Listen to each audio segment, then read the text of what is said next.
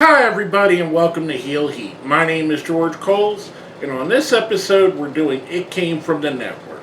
The topic of It Came From The Network, NXT TakeOver The End, which if you watch it on Peacock is marked as Season 3, Episode 3.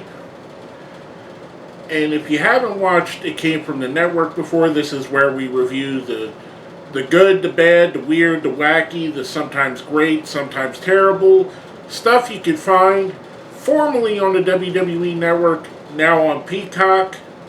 We grade everything here on a 1 to 5 scale, 1 being the worst, 5 being the best. Let's jump right into this. The first match of the show, making his debut in NXT, well, technically not, but the debut on an NXT televised show, Andrade Cien Almos versus Ty Dillinger. And you're going to notice a theme here as we go through this. This is only 6 years ago, so not relatively that long ago, but you're going to notice there's several talents on this card that are no longer with WWE or NXT as a company, which is very interesting with the way this was built up and how important and how integral some of these wrestlers were to NXT and even to WWE. And it's interesting to me. I just find that in 6 years, the people that were supposed to be quote unquote the future of WWE, a lot of them aren't there. But I digress. Back to the match. This was a good, solid match. Say what you will about Ty Dillinger, aka Shawn Spears. He's a good in-ring wrestler. I think he doesn't quite get as much as he should. I think he's better than where he's positioned on AEW even. And I think it's just a matter of, I don't know what it is. It's a matter of him not connecting as well as he should, and I don't know why. Here you could definitely see his Ty Dillinger Perfect 10 gimmick was massively over with the NXT crowd. I don't know why that didn't transfer. I don't know why, and again, I don't know why now even it doesn't transfer, because I do think the guy's charismatic. I think he's a good wrestler. I think he can carry a good promo. Andrade, say what you will, you may not like what he's doing in AEW right now, but he's been able to show more of who he is, and he's been given more of an opportunity than Ty. This is a great way to bring Andrade in, and a great way to introduce him to the crowd. He's in the full semi-male stripper looking gimmick with the suspenders and the feathered fedora. I thought this was a good match. Andrade obviously picks up the win here. I'm giving this a 4. Like I say, if you're debuting a new wrestler who somewhat had a name before this, but you're giving him to a new fan base, there's not really a better guy that you could do it against than Ty Dillinger. He's a perfect guy who can eat this loss and still put on a good match and still seem popular with the fans. Now, coming from that, our second match of the card, American Alpha, Chad Gable and Jason Jordan defending the NXT Tag Team Championships against the Revival. And I know I'm probably going to mess their names up because I'm thinking of their FTR names. Dash Wilder and... Dash Wilder, and why can't I think of what his name was there? Scott Dawson. Anyway, Dax Harwood and Cash Wheeler now. Again, like I said, I'm probably going to mess up their names several times here. This is what when we look back and we go through the history of NXT and the great matches and the great rivalries, the Revival and American Alpha are one of those rivalries that really made NXT stand out made it become a third brand instead of just being a developmental company. This was a really, really good match. I don't think it's their best match, but it's also awesome. And the four guys involved, Jason Jordan now, obviously, I believe he's an agent for WWE. Gable's gone on to some minor success. Now he's currently in a Alpha Academy. The Revival, like I just said, are FTR now. They basically won every tag team championship you could think of, and are considered, if not the best tag team in the world, one of the 2 or 3 best tag teams in the world, right up there with the Briscoes and the Young Bucks. Again, this is a phenomenal match. I don't think it's their best match, but it's still a really good match. Revival win the championship back here. American Alpha had won it off of them previously. I'm giving this match a solid 5. I thought it was great. Anytime these two teams match up, it was greatness. It was tag team wrestling. It was the kind of tag team wrestling that I really love. And that's not to say I don't love teams like the Young Bucks, because I do. I just wish that there was more. I wish tag team wrestling as a whole was taken more seriously. And that's basically why I love this match, because it was taken as serious as it possibly could be. After the match, we see American Alpha in the ring get attacked by 2 giant men who are not named. We find out later it's the Authors of Pain, and they debut with Paul Ellering as their manager. Interesting again, it continues. First match, we had 2 guys that aren't there anymore. This match, we have 2 tag teams that aren't there anymore. And Jason Jordan, who isn't technically there, but I do believe works backstage for them now. So out of the first 2 matches, 1 wrestler is still there from the company that's supposed to be grooming future talent. Next up, we get Shinsuke Nakamura versus Austin Aries. I really enjoyed this match. I love Shinsuke Nakamura's NXT run. I love Shinsuke Nakamura. He is absolutely one of my favorite wrestlers in the world. He has been for a very long time. This isn't just proof. When you look at this card, again, not just the fact that a lot of these guys are already out of the company, and women, because we're going to talk about a women's match here, but we're also looking at the fact that where have they gone since then? Guys like Andrade have, I would say, failed on the WWE main roster. Ty Dillinger definitely failed. Gable and Jordan, American Alpha, failed, kind of. There's injuries, so you can't really say they failed. But Gable, I would consider Gable a failure as to what he could have been and what he is. Not that what I'm saying he's doing isn't entertaining. It's just he should be considered more than what he is. The Revival, they had ups and downs on WWE's main roster. Austin Aries, I can't blame WWE for him. At this point, he was already cemented as one of the great wrestlers in the world. Austin Aries seems to, whenever he gets in a really good position, he seems to shoot himself in the foot. There's a bunch of wrestlers like that. Tessa Blanchard's one that comes to mind. Austin Aries, Evil East comes to mind when I think of wrestlers like that are given opportunities, and their immense talent gives them the opportunities.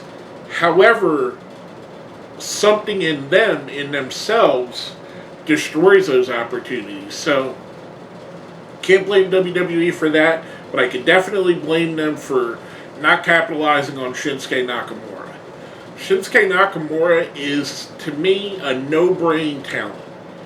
I don't care that he doesn't speak English as well as you'd like him to.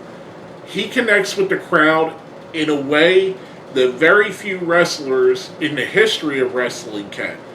Guys like himself, guys like The Rock, guys like Steve Austin, Ric Flair, they have a connection it doesn't matter if he can speak properly. Everything else, from the music to the in-ring style, and I'm not one that thinks he's a terrible English speaker. it just, to me, he was a no-brainer. He should be basically this generation's Edge. He should be a guy that's been a multiple-time world champion. I digress. Back to the match. I thought it was a phenomenal match. I really enjoyed this match. Not quite as good as the match before it. Shinsuke picks up the win here. I'm giving this match a solid 4. Again, just solid matches, and what, as we go through this, it reminds me of why we enjoyed NXT so much and why NXT was the best show in WWE at the time, because it was giving us these great matches and these great rivalries and these great wrestlers. Again, like I said,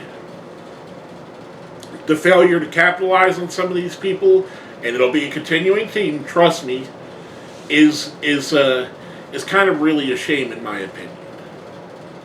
Now, coming off of that, for the NXT Women's Championship, we get the current Women's Champion at the time, Asuka, versus Nia Jax. Okay. I hate to say this, I really do, because it's the only women's match on the card, but this was my least favorite match. They didn't work as well together, and not saying that this was a bad match. This, to me, did not live up to what NXT TakeOvers had become by this point. At this point, NXT TakeOvers was where you had your best matches with your best wrestlers. And not saying that Asuka or even Nia Jax wasn't a great representative of the women's division. Just for whatever reason, this match didn't feel like it was the quality that NXT TakeOver demands out of you. Or at least at this time, demanded out of you. I thought it was an okay match. I thought it was good. I love seeing Asuka in her dominance. And again, much like I said, like Shinsuke, how do you mess up Asuka? But they found a way to do that. Nia Jax, for all the good, there's bad. There's accident. She was injury prone to injure others. Again, much like Austin Aries, I can't say I blame it on WWE on dropping the ball on her, but they could have had something special with her.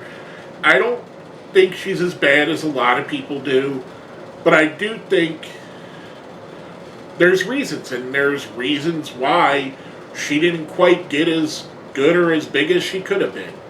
Asuka, that's on them. They could have pushed Asuka to the moon, and the fans really love her. Just like Shinsuke Nakamura, she has that connection as well. This was a good match. Asuka picks up the win here. Like I said, my least favorite match of the night, but no means a bad match. Still a good quality match. I think it would have been more fitting to be a main event on NXT Weekly show or a WWE pay-per-view match, which are less than NXT at the time. But for this, I didn't think it was that. I thought it was the worst match of the night. Now we come to our main event of the evening. A steel cage match for the NXT World Championship or NXT Championship. Samoa Joe defending against Finn Balor. And continuing with our theme, we have two more guys that were misused on WWE, which again, two no-brainers. How do you not look at Finn Balor as a potential top star in your company? How do you not look at Samoa Joe as a potential top star in your company? Much like with Shinsuke Nakamura, these two should have been cemented in the main event scene. Joe's been fired twice since this time. I mean, it's astounding how they could take this level of talent and not work with it. And we're seeing Balor still kind of floundering on WWE. Joe's gone on to AEW and Ring of Honor, where he looks like a bigger star than he ever did in WWE. And that's no small feat, because Samoa Joe, he is a big star. Arguably one of the biggest stars in the history of TNA/Impact. Arguably Ring of Honor's biggest star, one of, if not the biggest star from Ring of Honor. I mean, you can make the argument he's right up there with Danielson and Punk. And say what you will about the Bullet Club, the influence of the Bullet Club we're 9 years into Bullet Club as of the time of this recording, and the influence has resonated all through wrestling. And here we have the guy that started that, Finn Balor, who used to be Prince Devitt, obviously, when he did that. But the guy, like Shinsuke, like Asuka, he has a connection. He has that chemistry.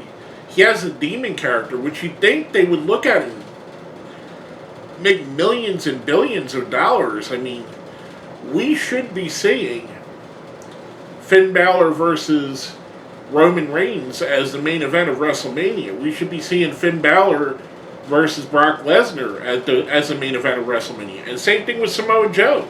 We should be seeing Joe versus Reigns or versus Lesnar as a main event of a major pay-per-view like WrestleMania or SummerSlam. These guys were no-brainers to be main roster megastars. Again, I'm taking away from what I'm talking about the match, but it's hard to talk about the match when you know this stuff that's happened since then. This is an absolutely phenomenal match. They definitely stepped up their level of intensity here. This is how a cage match can work, and work really well. The moves are more violent, the level is raised, the bar is raised, and you got two absolutely top-tier wrestlers in Samoa Joe and Finn Balor, and just going out there and giving it their all. And they put on a phenomenal match here. I really enjoyed every part of this. Joe picks up the win here. And I forgot to mention, prior to the match, we got to see a backstage interview with William Regal while they were assembling the cage, and Bobby Roode walks by. So we got to see the signing of Bobby Roode just before the match. This was a phenomenal match. I love this match. Like I said, Joe picked up the win here. I'm giving this a 5. One of the great cage matches of the last decade or so, in my opinion, and probably even the last 20 years. Just a great, phenomenal match to me. With that being said, overall as a whole, there are definitely takeaways here. The amount of people that just 6 years later, again, for what was the developmental, that are already gone from WWE. Andrade, Ty Dillinger, The Revival, Jason Jordan, Austin Aries, Nia Jax, Samoa Joe, all gone. 7 wrestlers, and the Authors of Pain. So 9 wrestlers out of 5 matches that are already out of the company. Talents that they just dropped the ball with or totally mistreated. The Revival should still be one of their top tag team. Andrade should be a world champion or a former champion. Shinsuke should be a former champion. Well, he is, but he should be bigger. Joe and Balor, same thing. Asuka should be treated better. I look at this as much as I enjoyed this is very much a show full of missed WWE opportunities. And I'm not trying to dunk on WWE. I'm not saying anything really negative about them, but the fact of the matter is, it is negative. To me, and this is just myself, the WWE product is very boring right now. And I can't help but think that a guy like Andrade could have helped the show. That the team like The Revival could have helped the show. That Shinsuke Nakamura in a prominent role could help the show. That Samoa Joe or Finn Balor being in prominent roles could help the show currently. So that's my overall point of this, and it's kind of why I don't do these that are so recent. First, I've been making videos off and on for 9 years now, so a lot of the pay-per-views or big shows I've reviewed already when they happened. Fortunately, I didn't I don't remember that I did, and when I looked through all my videos, I couldn't find a review of this. So I kind of wanted to go to this, but in doing so, this is part of what happens. You realize just how much the ball was dropped on people. And it's kind of jarring in my opinion. I'm giving the show itself overall a 4. Like I said,